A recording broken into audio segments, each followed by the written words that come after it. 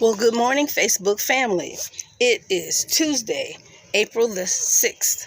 Why do I forget every time I get started on my broadcast? We're going to go with April 6th.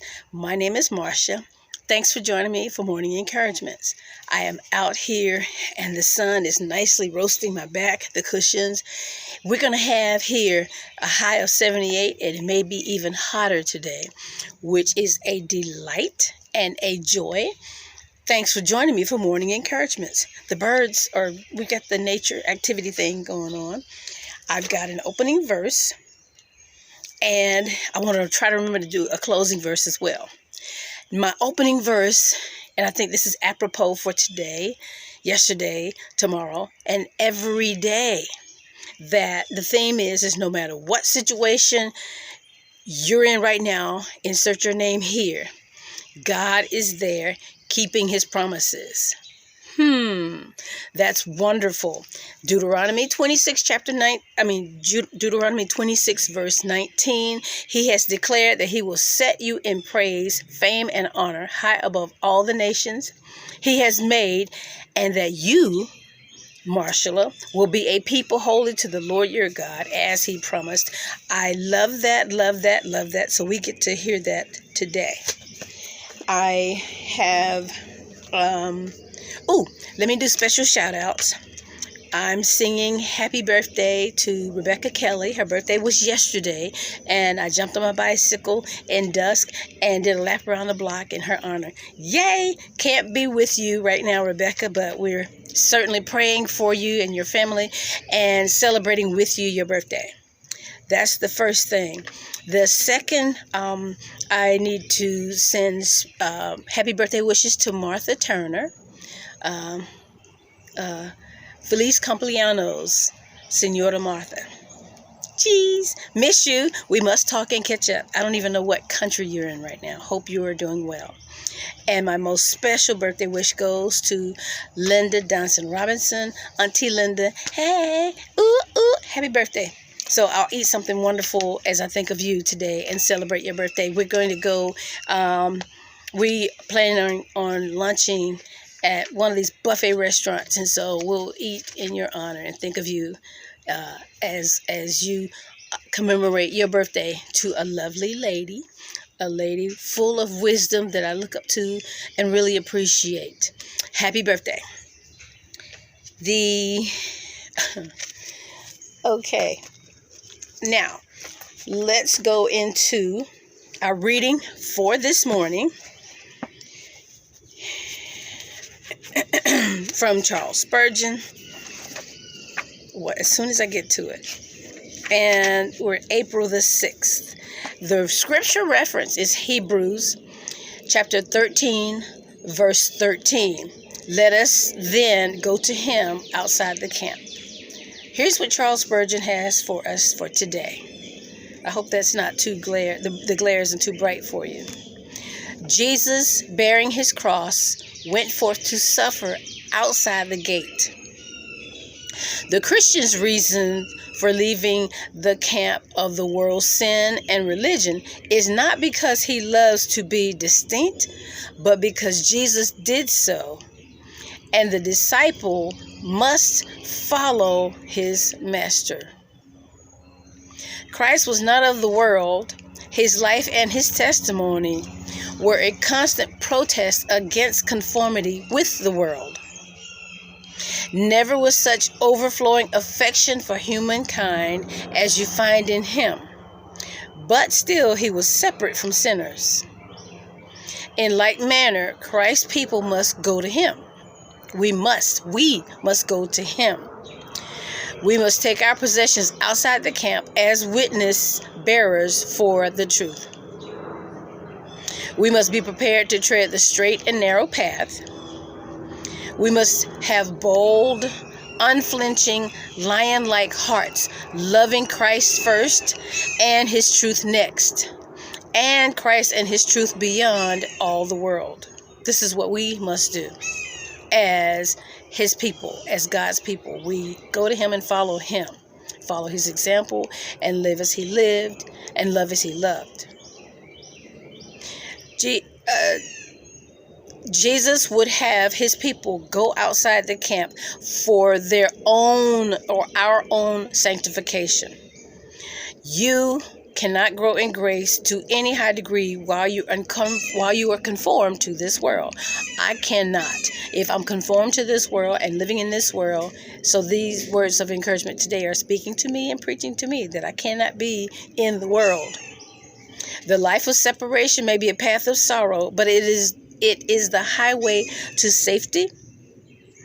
And though the separated life may cost me many pangs and make every day a battle against the desires of the flesh, against warring with and or living in the world. So we have a decision to make every day, all day, every moment of which life are we going to live, and which life are we going to have, and which life are we going to follow. Are we going to go God's way or the path that may be familiar and what we've always done? It is a happy life when we make that everyday battle, when we make the decision to live as Christ would have us to live.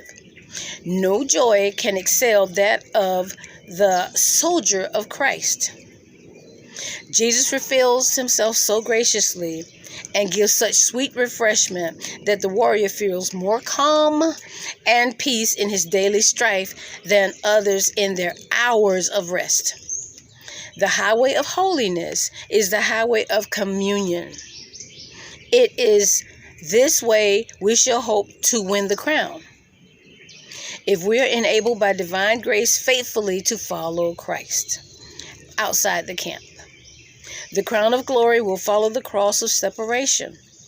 A moment's shame will be well compensated or recompensed by eternal honor. A little while of bearing witness will seem nothing when we are forever with the Lord. Translation, it might even be social distancing or distinction. We might be cast out in other ways. There may be a temporary sacrifice of discomfort, feeling ousted or lonely.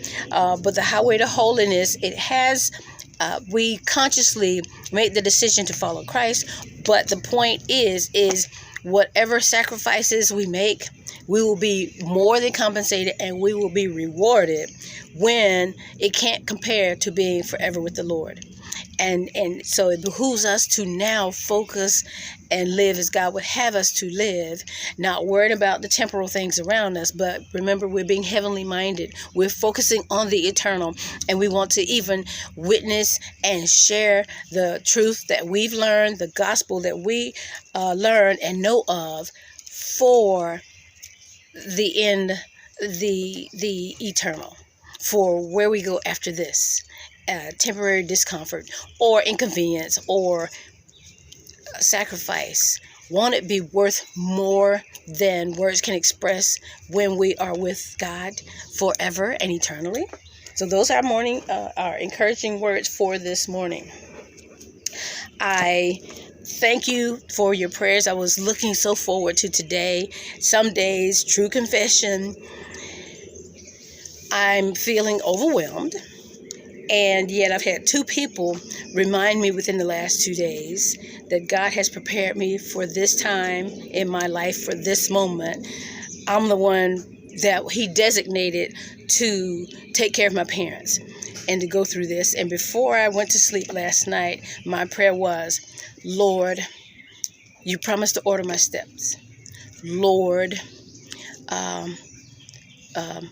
give us this day our daily bread. Lord, give me the strength and endurance that I need for today. So this was last night, and that's my prayer. Lord, what would you have me to do? Because you're eternal. I know you've got the path mapped out. I know you have resources for me. Please give me discernment and open my eyes so that I'll know the path, the correct way to go to deal with parents, estate, and all of the decisions that need to be made for the financial planning. Since that hasn't been done, seems like I've been talking about this for many years now, and here we are.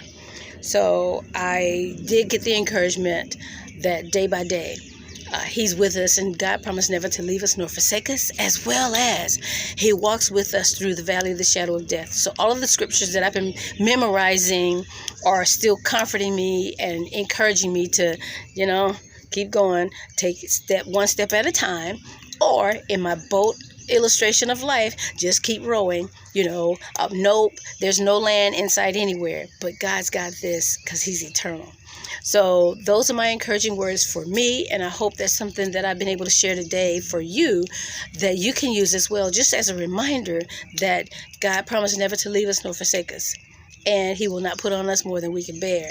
And verse after verse after verse of His promises that He's sovereign and His ways are not our ways, but He's got a path for us.